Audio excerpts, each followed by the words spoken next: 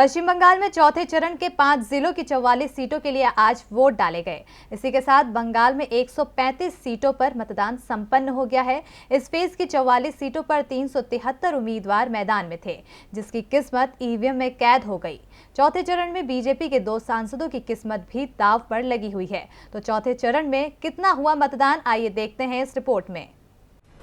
पश्चिम बंगाल विधानसभा चुनाव के चौथे चरण के लिए बंगाल के 5 जिलों की 44 सीटों पर मतदान आज संपन्न हो गया। इनमें हावड़ा की 9 सीट, दक्षिण 24 परगना की 11 सीट, हुगली की 10 सीट, अलीपुरद्वार की 5 सीट और कूच बिहार की सभी 9 सीटों पर मतदान हुआ है।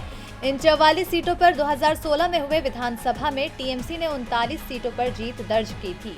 सुबह से ही पोलिंग बूथ पर मतदाताओं की लंबी लंबी कतारें लग गई थी। कूच बिहार में सितालकुची में बूथ नंबर 126 पर आज हालत नियंत्रण के बाहर जाते दिखाई दिए। इसके अलावा हुगली और हावड़ा में भी कुछ जगह पर शांति व्यवस्था की स्थिति बिगड़ती दिखी, लेकिन केंद्रीय बलों ने हालात पर जल्द ही काबू पा लिया। इस बार बंगाल में जबरदस्त मतदान हुआ है। अंतिम समाचार मिलने तक चौथे चरण में लगभग 81% मतदान हो चुका था। इसके साथ ही कई दिग्गजों की किस्मत ईवीएम में बंद हो गई। जिन दिग्गजों की किस्मत दांव पर है, उसमें टॉलीगंज सीट पर मोदी सरकार में केंद्रीय मंत्री बाबुल सुप्रियो भी शामिल हैं। उनका मुकाबला राज्य के खेल मंत्री अरूप विश्वास से है।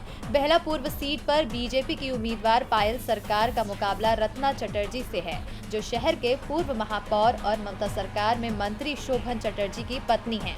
जबकि टीएमसी से बीजेपी में आए राज्य के पूर्व वन मंत्री राजीव बनर्जी हावड़ा दोमजूर सीट पर चुनाव लड़ रहे हैं। हुगली के चिंसुराह सीट पर बीजेपी सांसद और अभिनेत्री लोकेट चटर्जी चुनावी मैदान में हैं। वहीं राज्य के शिक्षा मंत्री और बेहला पश्चिमी सीट से वर्तमान विधायक पार्थ चटर्जी का मुकाबला अभिनेत्री और बीजेपी उम्मीदवार सरबंती चटर्जी से हो रहा है।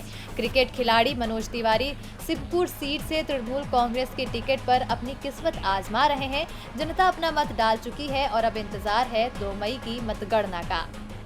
डीबी लाइव की रिपोर्ट।